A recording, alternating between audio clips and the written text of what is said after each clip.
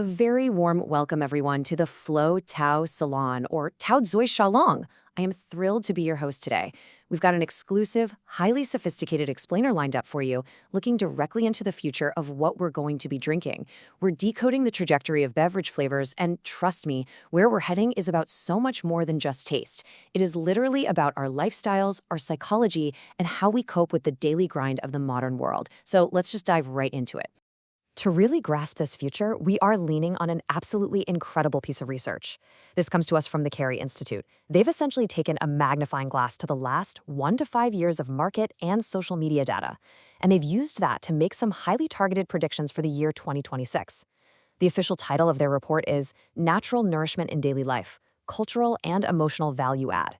And honestly, that brilliantly captures the whole landscape we're about to explore. Let's unpack what that actually means for us. All right, Section 1, the pragmatic shift from passive healing to active wellness. Okay, 16 trillion RMB. Let that number just sink in for a second. That is the spectacularly large projected scale of China's overall health industry by the year 2030. We are no longer talking about a niche specialty market here. This is a colossal economic force. And because consumers are throwing so much of their spending power into this sector, these functional health trends are completely dictating mainstream flavor choices. The beverage industry basically has no choice but to adapt to a consumer base that wants wellness in literally every single sip. Now, what's actually driving that 16 trillion? Well, it's a really fascinating shift in our own psychology. We're seeing this massive transition away from reactionary, passive healing. Instead, we're all about active wellness now. Look at this. 78% of people are now highly focused on their mental health on a daily basis, and 75% are actively trying to bump up their daily vitamin intake. We want our everyday drinks to actually work for us, physically and mentally, right? But it has to integrate seamlessly into our super busy lives without feeling like taking medicine. And you can literally see the market responding to this in real time. On the one hand, we've got classic mainstream flavors getting these powerful functional upgrades. For instance, pomelo-flavored drinks have surged by 22% over the last 5 years. Why? Because when we taste that specific citrus, our brains instantly think vitamin C and immune health. Then, on the flip side, we have this huge minimalist, zero-sugar, clean label trend. People just want refreshing, everyday hydration that is totally burden-free. Zero sugar, zero guilt, but packed with authentic, natural flavor. Moving on to Section 2, Cultural Roots, the Nostalgic Anchor. So, to understand this part, we have to talk about the concept of medicine and food homology, or in Chinese, yash it tongyuan. This is that deeply rooted traditional Eastern philosophy asserting that food and medicine share the exact same origin and the same therapeutic properties. It is kind of the ultimate original form of natural nourishment. And because we modern consumers are craving this really authentic, historical approach to feeling good, we've seen a massive 20% jump in the market share of plant-based herbal beverages. It's essentially a return to ancient wisdom for our modern burnout. Just look at the explosive growth of these traditional ingredients. It's absolutely staggering. Chrysanthemum is up 152%. Chenpi, the aged tangerine peel, that's up 108%. And pear is up 84%. And here's the thing. People aren't just buying these because they taste good. They serve as this really powerful emotional anchor to our cultural roots. It is literal nostalgia in a bottle. It gives you a sense of comfort and familiarity that some hyper-modern neon-colored energy drink just cannot replicate. And that nostalgia extends to local geography, too. We're seeing this massive trend of discovering local terroir. Brands are starting to highlight highly specific regional origins. They're talking about wild ingredients handpicked in Yunnan, or fresh apricots sourced straight from Xinjiang, or specific watermelons from Hainan. It adds this incredibly rich storytelling layer, right? It gives us a deep sense of belonging and regional pride. And let's be honest, it perfectly justifies a premium price tag in a crowded market. Which brings us to Section 3, the chaotic catalyst, social media and viral mashups. Okay, have you heard this viral buzzword taking over social media? White people's Chinese medicine, or Biden Yongyao? It so perfectly captures the psychology of today's youth.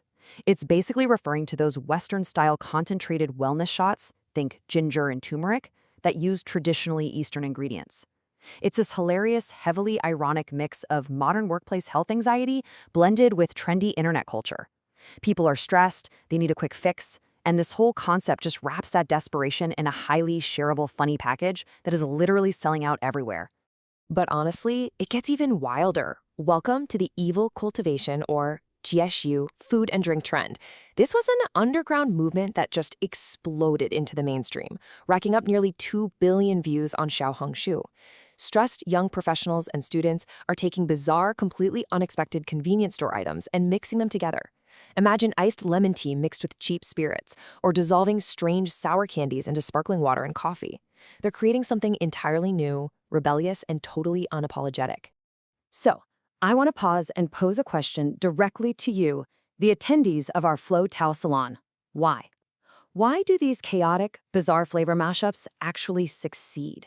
What is the psychological payoff for drinking something that breaks all the rules and, frankly, might not even taste that great? Well, the answer really isn't about culinary excellence. It's about coping mechanisms.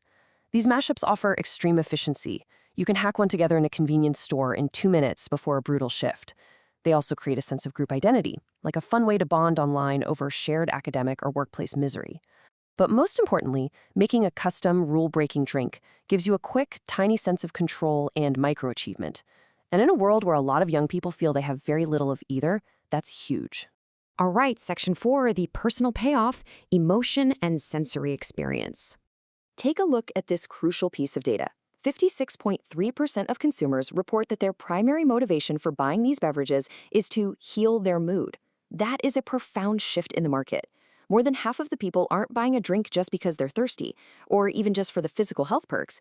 They are buying it as an active, daily tool for emotional regulation and stress relief. And brands are aggressively trying to deliver that mood-healing experience by basically launching an all-out assault on our senses. We're seeing highly vibrant, intense visual colors that pop instantly on your feed, paired with multi-sensory flavor impacts. We're talking super cooling mint that jolts you awake, the complex, lingering bitterness of bitter gourd, or extreme face-puckering sourness. It's all about feeling something intense to break right through numbness and fatigue of our daily stress. The absolutely essential takeaway here is recognizing this massive industry shift. Traditional marketing was all about rational value, right? Selling objective specs, volume, competing on price. But looking toward 2026, the game is entirely emotional marketing. Brands have to sell identity, social resonance, and subjective emotional scenes. You are no longer just selling a zero-sugar peach tea. You are selling a much-needed, fleeting moment of peaceful indulgence in a chaotic day. Finally, Section 5, the 2026 Horizon 3 Core Findings. As we wrap up this explainer, let's distill everything down to the 3 core findings you need to walk away with. Number 1, health and wellness integration is now completely non-negotiable. Active health must be seamlessly baked into everyday burden-free beverages. Number 2, cultural resonance. There is massive value in building deep, nostalgic connections using heritage, traditional ingredients like chenpi, and local pride. And number 3, emotional and social innovation.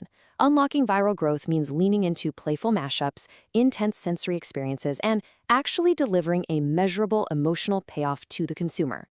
It is just completely fascinating how deeply our underlying psychology impacts what we choose to put in our cups, isn't it? Will the chaotic mashups evolve, or will traditional healing fully take over? That's something to think about next time you grab a drink. Thank you so much for joining me for this explainer. As we close out our session, I want to leave you with our official salon sign-off, wishing you endless inspiration, proactive health, and some seriously incredible flavors in the future. 陶醉沙龙，马年兴隆。